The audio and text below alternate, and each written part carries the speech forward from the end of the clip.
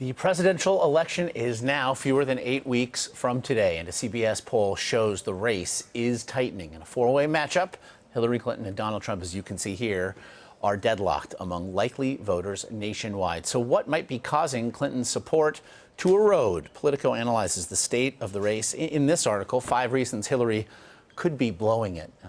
Politico's chief political correspondent, author of the piece, Glenn Thrush, joins us now. And again, Glenn, we very much appreciate the time. And I want to take a bit of a deep dive then into these 5 reasons. And let's begin with the first there. You write that Trump is listening, that the teleprompters are now accompanying him every step of the way. He's getting more comfortable and certainly seems to be, at least if nothing else, embracing his most current set of advisors.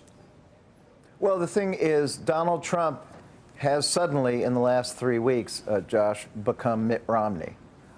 He's playing by the standard Republican playbook, and he's following the advice that pundits and a lot of his early advisors gave him that he blew off for months and months and months. And that is basically, you got to win Mitt Romney's map at the very least in order to be competitive and build upon it. And in order to do that, you can't turn off your own base. And what we have seen is a much more domesticated Trump under Kellyanne Conway, the new campaign manager. The one thing I will say is we seem in the last couple of days to see the old vintage Trump coming back. Last night, for instance, he dissed Hillary on her health, said couldn't really restrain himself from saying, could she stand up here and deliver a speech like I'm saying? The more he goes back to that, the more danger he gets in. The second idea, then, perhaps, is that Hillary Clinton has done what Donald Trump seemingly did throughout the primary season and now here into the general election cycle, that Hillary Clinton is making her campaign primarily, almost exclusively, about Donald Trump. You write that since 2000 in her first race, she's been lousy at self-definition. That seems to suggest, then, that she ends up being defined by what's not there with regard to her, which seems to speak to the much greater idea of transparency as it regards the candidate and the campaign. She is the weirdest political figure of our time, the most undefinable. I mean, everyone thinks she knows her, and nobody really knows her. I mean, that is the duality of Hillary Clinton. I've covered her for 15 years. Every time you try to get a handle on precisely who she is as a person, she closes down. The issue here is she is a very private person engaged in the most public process ever. And the paradox is her concern for privacy and her paranoia about protecting herself is precisely the weapon that has been used against her. On the emails, we wouldn't have a scandal. We wouldn't have this erosion in her trust based on that issue had she not been completely irrationally paranoid about people seeing her stuff. We would see the number of emails out about Hillary Clinton quite likely had she not been so self-protective. So that paradox of a really private person trying to negotiate a public process creates all kinds of opportunities for her enemies, and her enemies are in her head.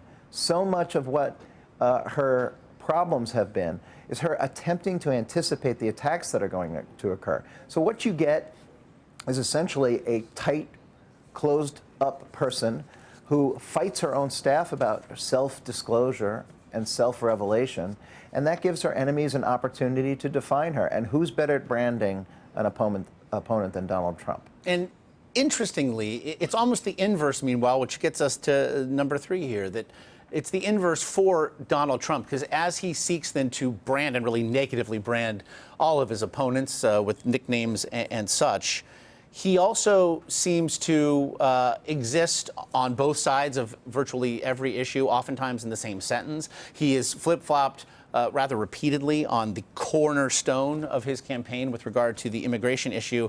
And still, it seems as though his voters just don't seem to care. Well, here's the deal. Donald Trump has a complete lock on 38 to 41 or 42% of the American electorate, okay? So those people who support him, and we've seen it in recent polls, we saw it in the Bloomberg poll yesterday, showing that he had something like 93% of Trump supporters were dead certain they were going to vote for him, as opposed to 80 for Hillary Clinton.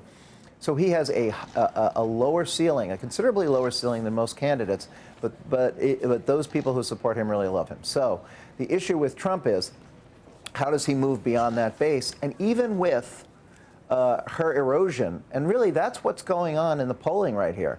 What's going on in the polling in the last 3 weeks is not about Donald Trump making any movement. He's really locked in this narrow range, and he hasn't been able to break out of it, by the way. But erosion in Hillary Clinton's support as her negatives rise miraculously, really, to his historic high negatives of 54, 56, pushing 60% in some instances. So what's going on right now, and this has really been to his advantage, is the conversation that's going on in the electorate is between Hillary Clinton, Gary Johnson, and none of the above. So Hillary Clinton is losing voters. Trump isn't necessarily gaining very many of them. And it seems that Gary Johnson, if nothing else, is bringing her floor closer to Donald Trump's ceiling, which then, of course, suggests things could be in play. The number 4 of the 5 reasons, then, the shaky foundation. There have been a lot of questions about, in recent days, about donations and questionable practices made by the Trump Family Foundation. But is there an offset then with regard to the repeated questions about the Clinton Foundation, especially as it sort of merges into the email scandal, creating almost a Venn diagram, like there's an Uber scandal, it seems, at the middle of it? Yeah, it becomes a gumbo of bad, right? A burbling gumbo of bad for them. I mean, look, and one of the things that I reported in the piece, been a couple of focus groups, one from an external group allied with Clinton, one from Clinton's own campaign, showing that the foundation, which had been had laid on the periphery, was now metastasizing with the email as something that was really eroding her trust. She's got also another huge problem, and that is Bill Clinton is Bill Clinton. He's going to do what he wants to do. Our reporters Ken Vogel and Gabe DeBenedetti today reported that they're going to have a glitzy 70th birthday party for Bill Clinton to raise money for the foundation before the election. Dude, you tell me why you would do that before an election when you've already suffered this reputational damage. So the other thing that I reported in this piece is that the communication between the foundation staff and the campaign has been icy. And the foundation, Bill Clinton in particular, has told people in a red-faced way that he wished the campaign was defending him more. Well, at the debate anyway, I think Hillary Clinton is going to have to make a convincing case for the foundation in addition to her own candidacy. Whereas Donald Trump, by the way, can we just say, in terms of the false equivalency incorporated here, Donald Trump's foundation is a complete joke. He takes other people's money to buy football helmets. He illegally gave contributions to a state attorney general in Florida who had potential business in terms of Trump University. So in terms of the level of charitable giving and the institutional good that it has done for the world, the Clinton Foundation is miles and miles ahead. The Trump Foundation is a joke.